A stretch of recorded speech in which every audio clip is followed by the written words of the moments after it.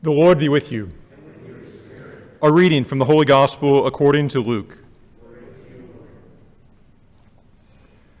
Jesus said to his disciples, "Be merciful just as your Father is merciful.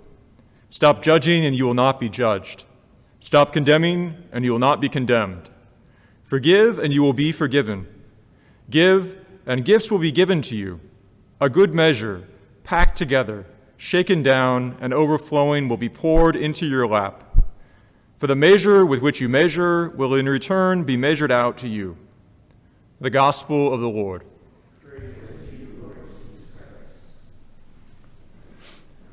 On Tuesday last week, I had a lot going on. I had an all-school mass. I had a Kairos departing the following day. I had to make a lesson plan. My world was kind of on fire. And in the midst of all of this, at the end of lunch, I had a sophomore come up to me and ask me, "Hey, Father Reganka, so why do bad things happen to good people?" And I almost started laughing at this question because it was just, in that moment, I was completely overwhelmed. And this, God love him, this sophomore was really weighed down by this question. And in the moment, I had nothing to say. I just had nothing to say to him. And I was like, it's mysterious. You should pray with that. And I felt a little guilty, but I just had nothing to give to him at all. But I think this is a question that confronts us throughout Lent, and something that I'm very proud of this sophomore for contemplating and maybe even praying with these days.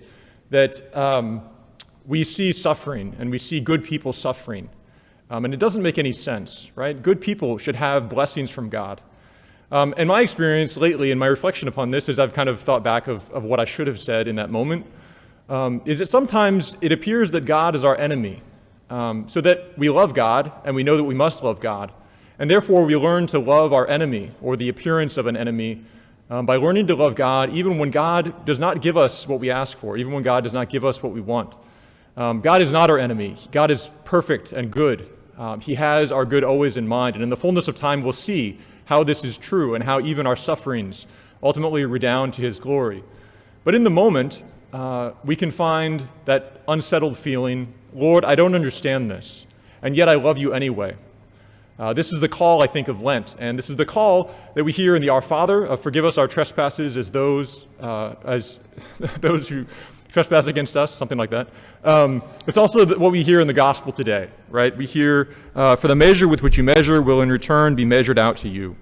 When we find ourselves able to give, even though we ourselves are poor, even though we ourselves are poor in virtue, poor in time, poor in insight or knowledge of God, even in spite of that, when we find ourselves giving and being generous, of turning the other cheek, of loving our enemies, we find that we receive the mercy of God. We receive knowledge of God. We find ourselves conformed to the heart of God and are able to show mercy to the world. Let's pray today that we can contemplate the mysteries of God so that we store them up in our hearts so that they overflow to the people who come to us and ask us these difficult questions so that we can encourage them and ultimately love them as God does.